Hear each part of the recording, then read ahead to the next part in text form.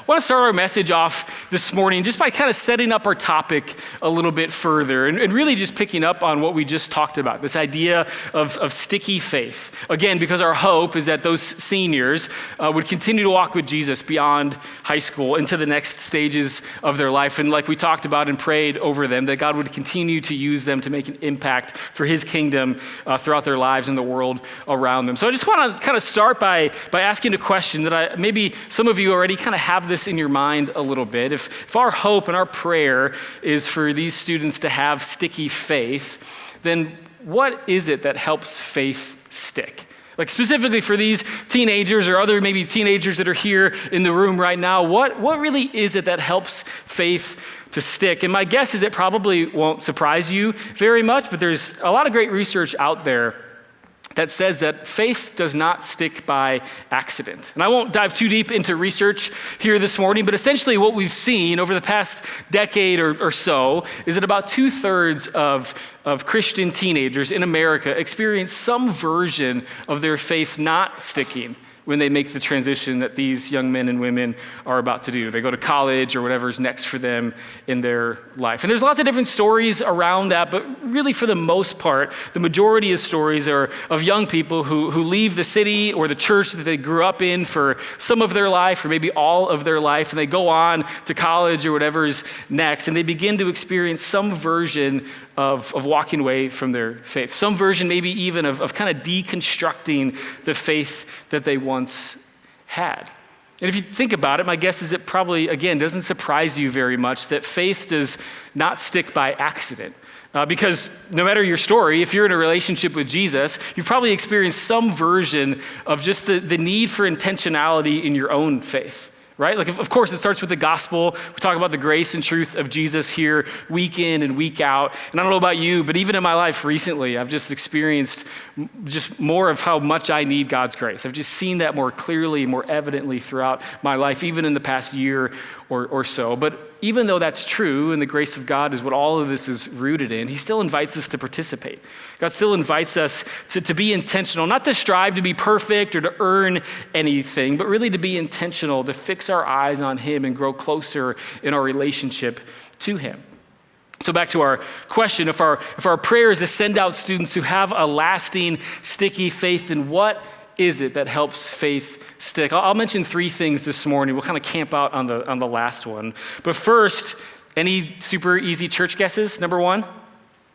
Jesus. I heard Jesus. Good job, Jesus. Jesus is obviously number 1. Of course, it's the easy church answer, but really what we'll talk about for the next minute or so means and matters more than anything else that we'll talk about for the rest of our time together. It's just so important that we start here because this whole thing obviously is about Jesus, right? It's about a Savior who took on flesh, who lived a perfect life, who died a criminal's death for me and you and was raised 3 days later so that we could be saved from our sin and restored back to our relationship with God. It is by grace that we have been saved. And I'll just say, if you've never entered in or started that relationship with Jesus, this is a place where we believe and hope that you can explore, where you can ask questions and share doubts and begin to take that step for you in your own life. But of course, we know that really a lasting faith has to start with a real relationship with Jesus. It's totally based on a relationship with him, a relationship that's rooted in grace, not a relationship that's based on following rules or just having to learn this information or that information. Really, first and foremost, this whole thing is about encountering Jesus. It's about believing in Jesus, surrendering your lives to Jesus, sometimes again and again and again, and allowing Jesus to transform your heart and your mind, and you and I continuing to fix our eyes on Jesus. First and foremost, it's all about Jesus. Amen? You guys ready to go?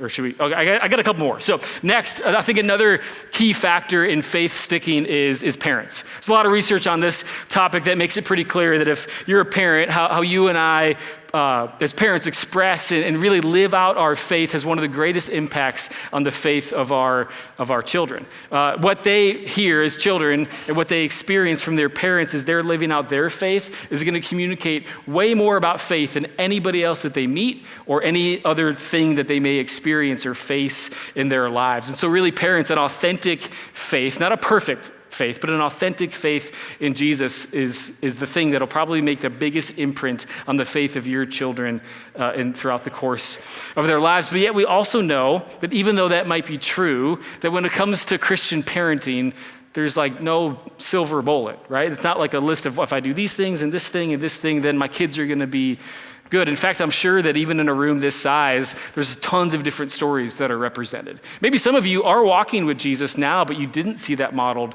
in your childhood, in your family growing up. And if that's the case, man, praise God for what he's done in your life. But there may be others of us here in this room who have modeled faith really beautifully in your home. You've been a part of a church for a long time. You've talked about faith at home often, but yet maybe you still have kids who are teenagers or young adults that aren't following Jesus. Maybe even some who are estranged, or there's some difficult situations and stories like that. Maybe some of you are maybe newer to church. You've come back to church more recently, and so you want to model faith, but your kids are a little bit older, and maybe you wonder or worry, like, is it too late? Like, what does this look like? How do I do this for my older, maybe even adult children? And it's also just not lost on me that in a room this size, I'm sure there's some of us who long to be parents. And even talking about this is tricky. Or maybe some of you who have lost a child, talking about this is tricky as well. And maybe you're even just questioning or wondering, God, like, what are you doing? What are you doing in my life? What are you doing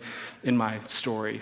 My wife, Ashlyn, she was on the announcement video. She's cool if you saw that earlier. But we have some friends who kind of mentors in our lives who we've just seen walk some really hard roads in parenting. And we've just been able to learn a ton from how they operate. And I actually called one of them this week, and I just said, like, I got a 2 and a 4-year-old. I'm not that experienced in this. What would you say to a group of parents that may be kind of, scattered across the field and kind of their parenting experience?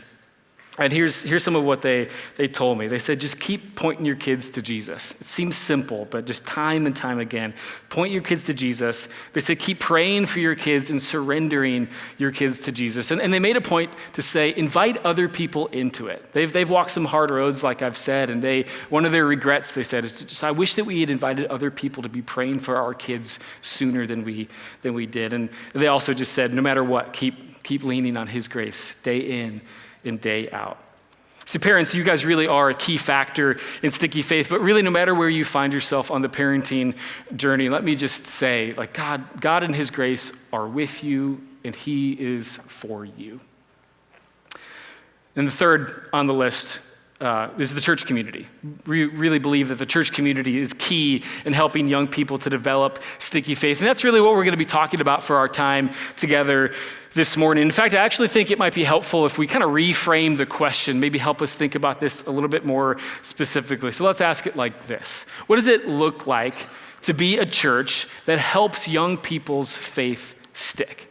Like, if we desire to send out students, like we hopefully just did, to have sticky faith, and what does that really look like for us as NorthPoint Church? And I think first, really we need to recognize that in this room, I've seen it all morning here today, we have every generation represented. That's really cool. It's intentional, but I also think it's a really cool gift, a really cool thing about our church. But I think also need to acknowledge that in our world, in our culture that we live in many ways, we're really generationally divided. There's a lot of reasons for this, technology and just other things that have happened in our country and in our world in the last number of years. But really, I think what we've seen is a pretty big gap between generations, where it's easy, almost encouraged in our culture for one generation to kind of label another generation in a negative way and use those kind of labels, not as a way to simply describe, but really almost more as a way to cause a wedge, as a way to cause division between generations. We say, like, oh man, this generation is just so fill in the blank with maybe whatever came to your mind right there. And I think it goes both ways.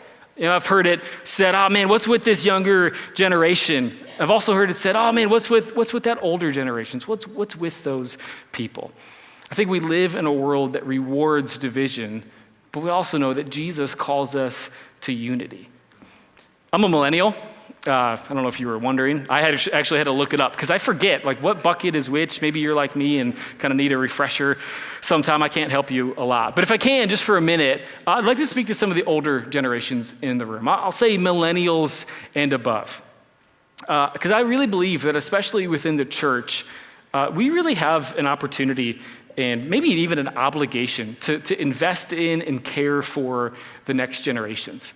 They may operate differently than you or I did when we were that age, and that's okay. Because again, I really believe that within the church, it's our obligation, and we really have a super cool opportunity to invest in them, to care for them, to model what it looks like to walk with Jesus. Because the next generations really are key to both the current and the future of the church. And young people in the room, that's Gen Z, Gen Alpha, any Gen Betas, maybe in the nursery that are listening, that's January 1 and on from this year. But I just want to remind you again, it goes both ways.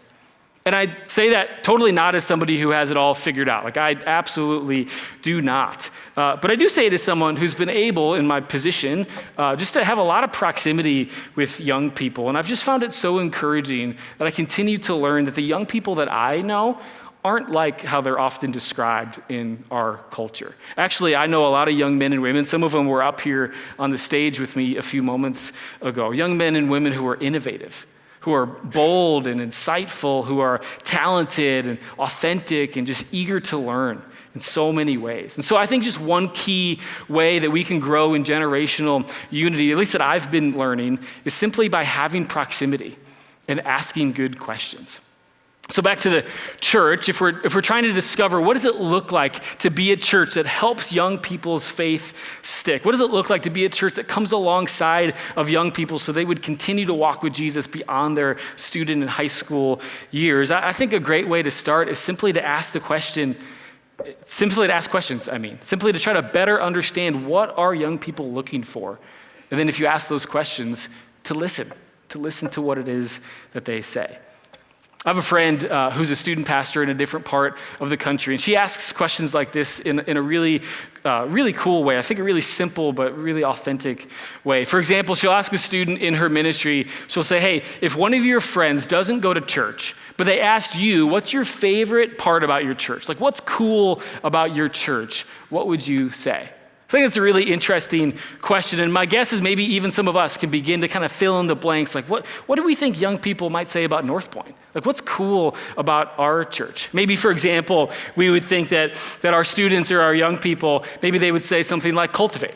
Something like cultivate is cool about our church. If you don't know, we're going to have indoor court space and a coffee shop and a playground and all these amazing things coming in the next few weeks and few months. We already have these outdoor courts that we've been using them for student ministry this spring. We'll use them again this fall and this summer. And so really, like, of course, we've got some really cool space here at NorthPoint, like 10 out of 10 facility when it's all said and done. And so, of course, that's the thing that young people love most about their church, right? That's what they think is cool about NorthPoint, right? No, it's actually not that. I think you maybe saw through that. Well, then maybe it's our pastor.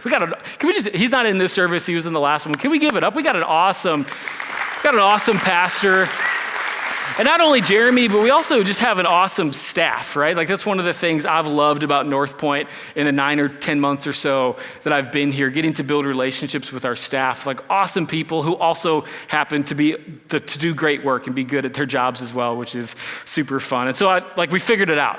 It's our pastor, it's our staff. They're so good, so cool. That's what young people love about NorthPoint Church, right? No, it's not that either. We're going to cancel Jeremy out. It's better that he's not here, but yeah, it's kind of, we should move on. Maybe it's our Sunday morning worship. We got an awesome worship experience week in and week out, don't we? Like, can we give it up for Joe and for that team as well? Yeah. Every week there's like 5,000 of them up on stage, and they got range from Lion of Judah on Easter to that mandolin that Joe's been playing recently. Like, they're so good. You got the lights, you got the haze, you got all the things. It's so cool. And so, of course, that's the thing, right? Like, that's the thing that young people love most about NorthPoint Church. You with me?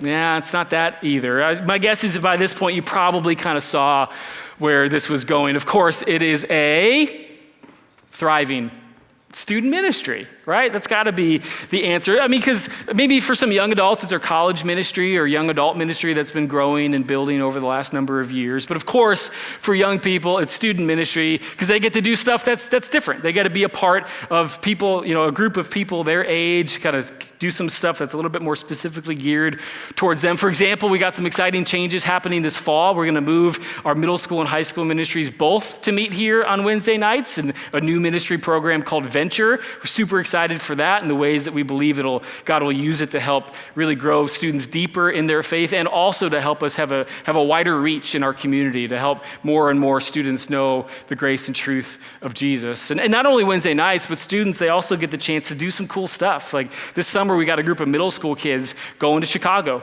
We're going to serve with a ministry in the suburbs of Chicago one day. The next day, we're just going to have a ton of fun together in community. We're going to go to the Cubs game at Wrigley. It's going to be awesome. Super excited for that. We got a group of high school students. Maybe some of you are here with me this morning. They're going to Indianapolis this summer on a week-long mission trip. We hope that trip becomes an annual domestic trip option, and we also include an international missions option for our students as we seek to build a healthy and sustainable student missions program. We believe God can do so much as students go out and serve locally, but also globally and throughout our country. And also this fall, we have our first ever all students fall retreat. 6th to 12th graders, Storm in Hidden Acres, the last weekend in October. It's going to be super fun. So excited for that. And so we've kind of obviously figured it out. There's so many cool things about church. Jeremy and the team, the space, all those different things. But obviously, the number one thing that young people would say is their favorite part about NorthPoint is NorthPoint students.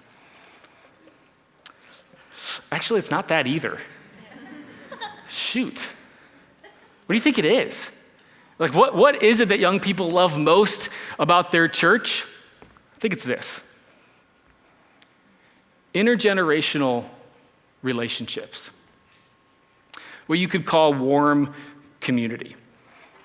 There's a book called Growing Young that's really helped shape a lot of my view on how to help young people love the church. And there's a phrase that they use throughout that book when talking about this type of community. They call this warm community. You can see it. Older people having conversations with younger people. Denver praying over Joel. I saw a picture this week of some students serving alongside of some adults.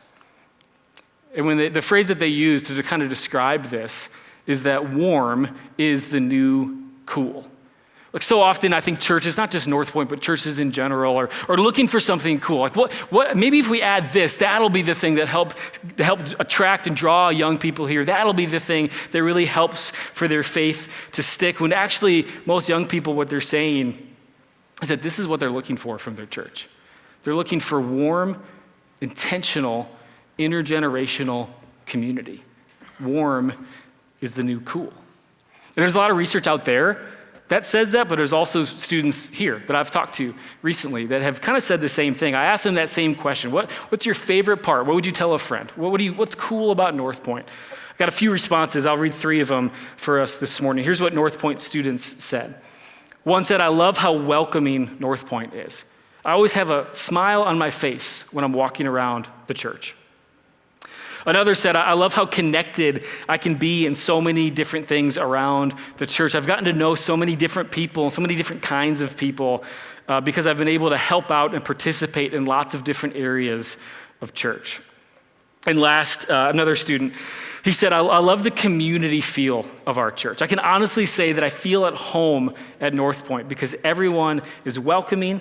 The people here notice me, and they're happy to see me.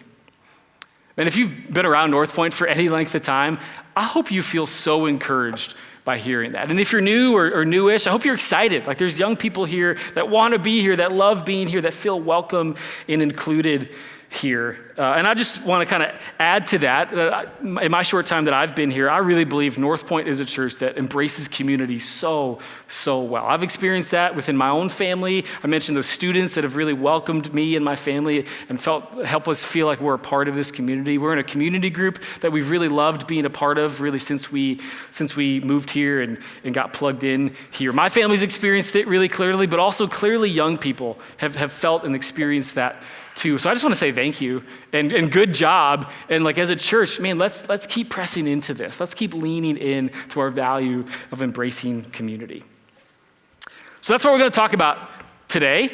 I told you there's a lot of setup work to do. So are you cool if we kind of dive in, get started? We're going to talk about this idea that warm is the new cool, and kind of only kidding on that. But really, we're going to spend the rest of our time today talking and just learning more about what it looks like to be a church community that does this warm intergenerational community thing really, really well, so that, like we've talked about, our young people can experience Jesus and grow and have a lasting, sticky faith beyond their teenage years. So one of the best places I know to turn to in Scripture on this topic is Acts chapter 2. Good job if you've been bookmarking that throughout the last 20 minutes or so. But we're going to dive into Acts chapter 2. This is a passage that Jeremy's used often when talking about our value of embracing community and really talking about what we want to be like as a church. So maybe some of you are familiar with it. If not, Acts is kind of the story right after the Gospels, Jesus's time on earth. And so this is really the story of how the church got started and how it began to grow. And so we're going to dive in. We'll read Acts chapter 2, beginning in verse 42. We'll talk a little bit more about how this example of the early church might continue to help shape us here today. So let me read Acts chapter 2, picking up in verse 42. It says they, kind of meaning this early group of Christians, they devoted themselves to the apostles' teaching and to fellowship, and to the breaking of bread and to prayer.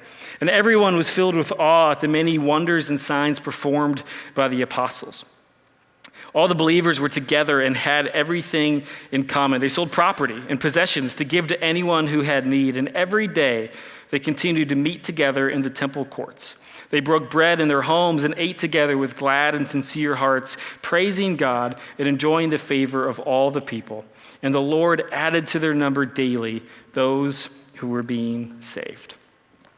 Just a few kind of big picture things I think it's important that we highlight and talk a little bit about first. First, right away in verse 42, it says that they were devoted. It kind of listed some things devoted to teaching and to fellowship. We'll talk about that stuff in just a moment. But first, I just want to focus on this idea of being devoted, because I think we all know there's a difference between doing something and being devoted to something.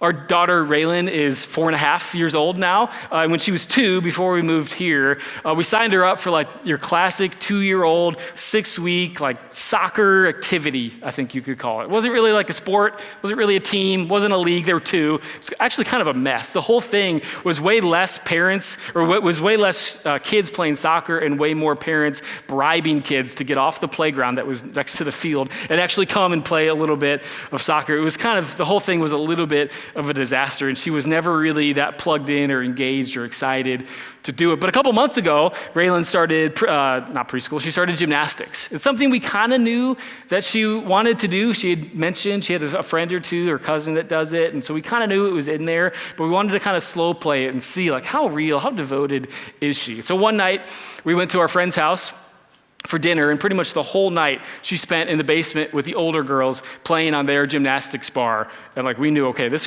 girl's ready. So we asked her, yes, she wanted to do gymnastics. We had to wait a couple weeks, got a leotard in the meantime. She wore it like every day up until her first class of gymnastics, of course. But since then, man, that girl's locked in. Like every night she's doing somersaults on the couch, in the basement, on her bed. Mostly those are places we tell her not to do somersaults, but that doesn't really work. She's doing handstands, all the things. Like so clearly, she's all in, devoted, obsessed with, you might say, just loves gymnastics. And of course, there's a difference between a 2-year-old and a 4.5-year-old, but I think it kind of illustrates the point, right? We all have stuff that we kind of have to do, things that we're obligated to do, things that we don't maybe even sometimes want to do. But there's a clear difference when there's something that we're devoted to. There's something that we're really interested in and maybe obsessed with, you could say. Like we're all in. We see that here in Acts, that this is a community of believers. They're not just doing the Jesus thing, showing up to church every so often, maybe throwing up a Hail Mary prayer from time to time when they really need something from God. No, this was a group of people who were devoted to Jesus. Like that was it. They were all in. Everything they did was shaped by their belief in who Jesus is and what he had done. Everything hinged on Jesus. But we also read in that passage a list of things that they did, a list of things that they practiced, that they were devoted to. Again, this is not a list of things they had to do to earn faith or achieve faith. Like that's all grace. It all starts with the grace of Jesus. But there are a list of specific things that they were committed to that helped them to grow closer to Jesus and grow closer together in community. As we walk through verse 42, first we see that they were devoted to the apostles' teaching. They focused intentionally on teaching the ways of Jesus. And keep in mind, some of these people had seen Jesus firsthand. Like they were witnesses of who Jesus was. They knew him maybe even. There's some of these early apostles in this early church. And so now they were able to teach these Old Testament scriptures in light of who Jesus is, in light of what Jesus had done. So cool to imagine what that would have been like. But simply put, this was a community of faith who was committed to obeying Jesus' teaching and staying locked in, staying centered on him. We also see this as a group of people that was devoted to fellowship. Sometimes we refer to this as community more today, but it's really this idea that because of their shared belief in Jesus, because of who Jesus is, what he had done, he's primary. That means that even though they may disagree on some things, they may think differently, they may be from different places, they may root for different teams or vote for a different party, but because of Jesus, because of the Holy Spirit living inside of them as a church community and us today as a church community, it says in verse 44, all believers were together and had everything in common. Maybe you're newer to church, or maybe you've been here a long time. No matter who you might be, I think one of the coolest things about the Christian church, one of the most unique things about this community is that even though we all may be from different places and think different things about different topics, because of Jesus, we're all together. We're connected. We have everything in common when Jesus is the main thing. And that's so cool. We see in verse 42 also they were devoted to breaking bread and prayer. They gathered together to share meals with one another, and they also took communion. They took the Lord's Supper together in community. They spent time praying intentionally on their own and also intentionally within the community of other believers. Really, this was a group that gathered together often, and they truly did life together day in and day out. Acts 2, what it shows us is a model of a faith community who intentionally sought after Jesus. A group of people who cared so deeply about one another. A group of people who were generous with each other and generous with those around them. And what they saw was the Spirit of God move in powerful ways. And they saw more and more people come to know and experience the love of Jesus and trust and place their lives in him. So what does that mean for us specifically as we consider what it looks like to be a church that helps young people's faith stick? There's really three things I want to highlight this morning, kind of based on what we see there in Acts chapter 2, that I think will be helpful for us as we continue to grow as a warm community for young people. So kind of the next question, what does a warm church look like? I think first it looks like being devoted. It looks like being devoted to Jesus. Again, this is not a perfect church. There isn't one. But since I've had the chance to come visit here last year, one of the things that me and Ashlyn saw so clearly is that this is a church that loves Jesus. Like God was doing a lot of stuff in our lives last year, kind of stirring us in a lot of ways. But when we visited NorthPoint, like something just stood out. I think it's our looking to Jesus. We say that all the time, but it's not just a thing we say. It's a thing I really believe to be true here at NorthPoint. And so how do we continue to grow as a warm community for all generations? I think the first step, we saw it in Acts chapter 2, let's keep looking to Jesus. Let's continue to do that. It might seem obvious, but I just think it's worth saying again and again and again that it is all about Jesus. So let's continue to be a church that is just locked in on following after Jesus. Because young people, they don't need a flashier, cooler, newer type of church experience. They simply need to see what it looks like to be devoted to Jesus. They need to see that modeled by other people of different ages, day in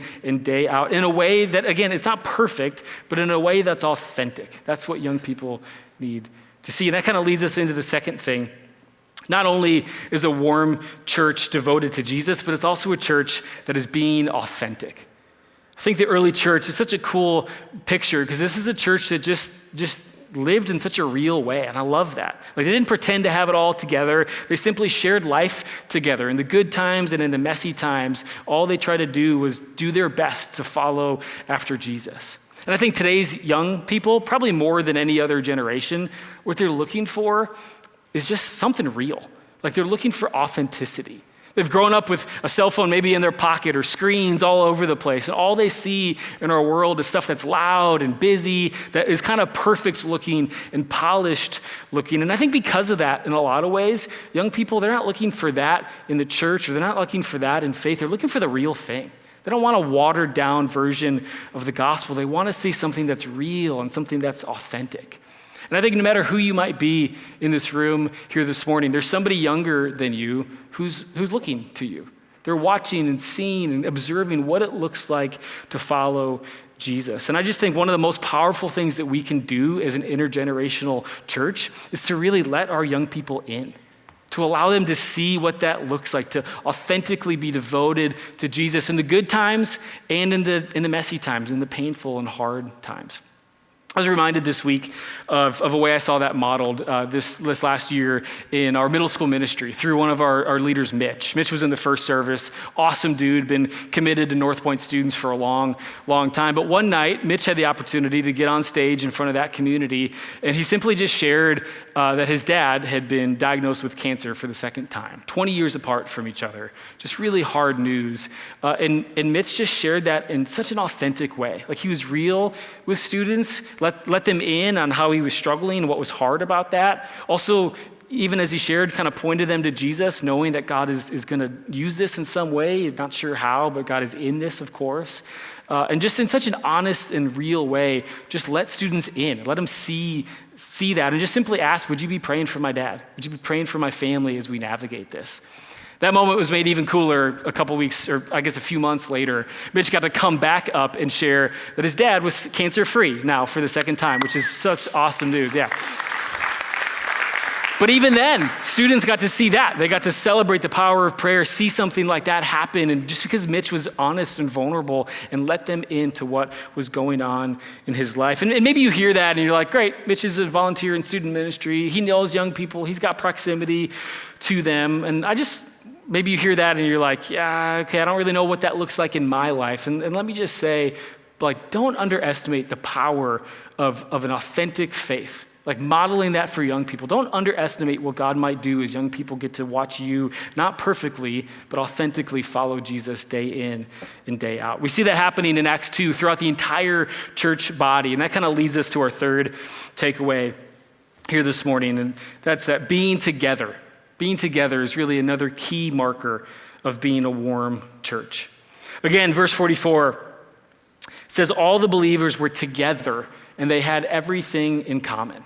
I think one of the key ways for us to continue to grow as a warm church community is really to further recognize that as a church, we don't just happen to have multiple generations represented. Like, we want to be an intergenerational church. Meaning that we want to be intentionally connected with one another. We want to have intergenerational relationships. We see that happen every Sunday simply due to the fact that there's NorthPoint students that are here in this room week in and week out. And just a quick side note on that, our fifth graders, when all the kids move up grades in a couple of weeks, so it means the current fifth graders, rising sixth graders, I talked with one of them earlier this morning, they're going to be coming into this space to worship alongside of people of all ages. That'll happen June 8th, and I'm excited for us to have a chance to welcome them that morning. And guess what? Sometimes that's messy, right? Maybe there's even young people in the room that have no idea what this guy up here is talking about. Because sometimes an adult maybe can pick up more than a young person can in a long message like this. Of course, Jeremy and our teaching team is so relatable and applicable to young people as well. But sometimes it's messy, and that's okay. Because I think when we do this, at least three things are happening. First, young people are growing. They're learning, they're experiencing what it looks like to be in community. They're getting reps in church so that when they graduate high school and move on to whatever's next for them, they understand and have experienced what it's like to be a part of an intergenerational church, not just a church where everything is just catered to them in their specific age bracket or their specific bubble.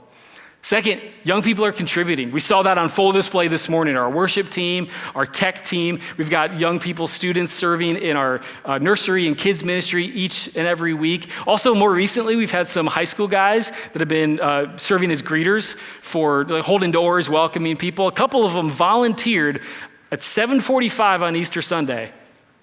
Not to sleep, but to hold signs, Easter signs, welcoming people in the church to celebrate on Easter at 7:45 in the morning. That's such a cool picture of what this looks like. And third, we also are really creating opportunities for intergenerational relationships to take place, because we desire to be a church where younger people and older people don't just share space, but where they really share life. And there's one way I kind of want to highlight that I've seen that happen in my time here at NorthPoint, and it's through my friend Dave Gorley. Dave is an awesome dude, and I've had a chance to get to know his family and also the Comfort family. Heather's on our staff here at NorthPoint as well, and my family's had a chance to kind of get to know both of those families. And one of the things that's really stood out to me is that it's not just the parents that are friends and then the kids that are friends. It's really specifically Dave. The way that Dave cares for and invests in the Comfort kids is incredible. Like, he goes to their games, he goes to their meets. He's not a student ministry volunteer, he's just a good dude and cares about those kids and has built relationship with them. Those guys know that Dave has their back, that Dave is in their corner. And I had a chance to call Dave and talk a little bit about it with him this week, and I was just so encouraged to hear the way that Dave talks about Garrett and Trig and Blythe. Like, they're cool kids. I don't know if they're in here, maybe they were in the first service. They're cool kids, they're easy to like, but the way that Dave so clearly invests in them and cares for them and has built such a cool relationship is it's really amazing. And Dave and I talked a little bit further, and it just was cool for me to hear just the belief that Dave has in young people. They talked about how much he learns and how much he grows just by spending time with them, asking them questions, making a joke, asking them questions, and then actually listening to what they say. Dave's kids, one was up here graduating high school this year. They didn't want me to say that Dave turned 50 this year, so he's looking for some ways to stay young. So maybe that's part of what he's doing. But really, it's just been so cool to see Dave intergenerationally have that relationship with those Comfort kids. And I could share other examples as well. Examples of adults serving in kids ministry alongside of students that are also serving. There's some really cool relationships that are forming there. I've heard some stories recently of some empty nester couples who are investing in and building relationships with college kids and other young adults, and just so many other examples I'm sure that I could share with you this morning. But I think what's really clear is that warmth grows when generations connect. And when that happens, everybody learns and everybody grows together. And really, as we continue to lean into this as a church, as we continue to welcome in young people and unleash their passions and their gifts and their abilities within our entire church family, I just really believe that we're going to continue to see God do some incredible things, that the Spirit of God is going to move in powerful ways, and more people of all ages will come to know and love who Jesus is. Now, maybe you're listening to this morning and you're trying to think, how do I do this? What's a step? And maybe for some of you, you think of somebody, a young person in your life that you could invest in. Maybe it's somebody here at church or in your neighborhood, at work, whatever that might look like for you. And maybe you're thinking, there is somebody that I could build a relationship with and listen to and invest in and care for in kind of a way that Dave modeled. And if that's the case, that's awesome. Maybe others of you are like, I don't know, I have no idea how to do this. How do I take a step in this direction? I want to kind of just lead us in just a really simple way to kind of take that first step together, specifically through prayer. We believe in the power of prayer here at NorthPoint, of course, and we also see it modeled in Acts chapter 2 and really throughout the entire book of Acts. And so this morning, I just want to end with a really simple opportunity to be praying for each other across generations. So here's what I'm going to invite you to do. It's going to make some of you uncomfortable. Are we cool with that? Yeah, you're like, well, what is it first? Tell me what it is before I. Really, what we're going to do, you maybe notice that there's some sticky notes and pens that are scattered up here on the stage. There's even some that are already stuck to the front of the stage. It just is a simple way to take a step toward warmth in our church community. I want to invite you, Joe's going to come up and lead a couple songs. During the first song, I want to invite you to come up, write a prayer request, stick it on the front of the stage, and grab somebody else's. Maybe for some of you, that's awesome. You've got something specific I want prayer for. It'd be awesome if somebody else in our church was praying for that. Maybe some of you are like, I got nothing. Let me just encourage you. It could be anything. It could be your family's name. It could be your kid's name. It could be some neighbor kid of yours. It could be, hey, my 4-year-old. It could be as broad or specific as you want it to be. But how cool is that? Like, I know it's uncomfortable for some of us, but I just want to encourage you, don't miss on the opportunity for somebody else in this room to be specifically praying for you or for somebody in your life, for whatever God lays on your heart during these next few minutes. So again, I'll pray. Joe and his team will lead the first song. You can come up, write a prayer request on a sticky note, put it on the front of the stage, grab somebody else's, and you could head back to your seats. And in the second song, they'll have us stand to worship together. Let me pray for us, and then we'll invite the band to come forward. Jesus, God, we just thank you just for this morning. God, for your love and for your grace. We sang about it this morning. We've seen it in your word. God, just thanks for who you are, the fact that you pursue us and care for us and love us so deeply. God, thanks for the model that we see in the book of Acts of what it looks like to be your church across all generations. God, might you continue to just do that work in us as we continue to lean into this and try to take a step in this direction. And God, thanks for the ways we've already seen that lived out. Had a chance to share some stories this morning, but also know, God, that you're up to so many things here in this community. And God, just pray that you would just guide us and be with us as we take a step and learn what it looks like to be a warm church community. Jesus, we love you. We pray all these things in your son's name. Amen. You guys can come on forward and write a request as we worship.